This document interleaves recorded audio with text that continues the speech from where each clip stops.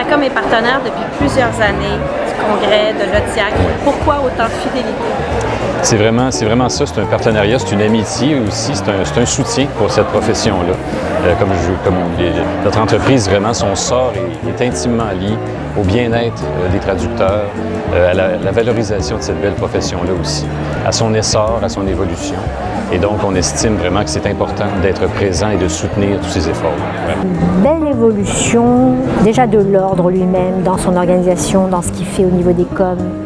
Il y a beaucoup de choses, on parle de nous plus. On voit aussi dans les offres d'emploi qu'on demande de plus en plus de traducteurs agréés, donc on demande sa certification. Donc c'est vraiment bien. Et ça, c'est une belle avancée. Et qui participe à la reconnaissance de la mission même de l'Ordre, qui est de protéger le public. Tout à fait, tout à fait. Et ça, je pense qu'on a fait du chemin là-dessus ces dernières années.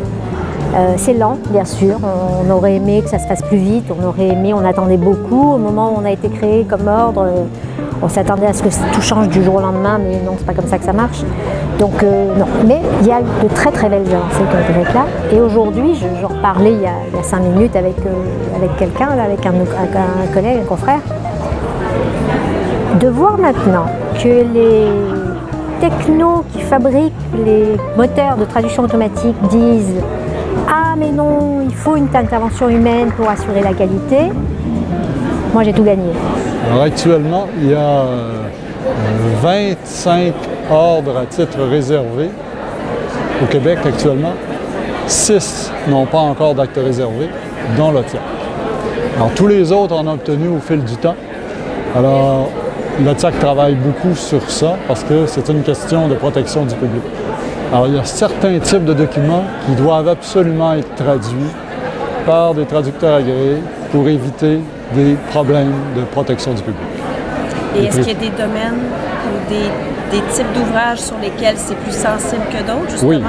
Oui. 3. Vous les nommer? 3, oui. Les textes qu'on appelle réglementés, c'est-à-dire ceux qui sont produits, que seuls les membres des professions réglementées peuvent produire.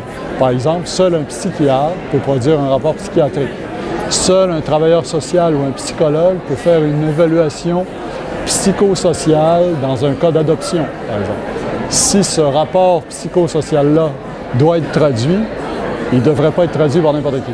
Donc ça, c'est le premier cas. Premier cas. Deuxième cas, les documents officiels. Les documents sur lesquels les institutions publiques et parapubliques se fondent pour prendre une décision. Par exemple, en matière d'immigration. Les documents, les décisions des tribunaux.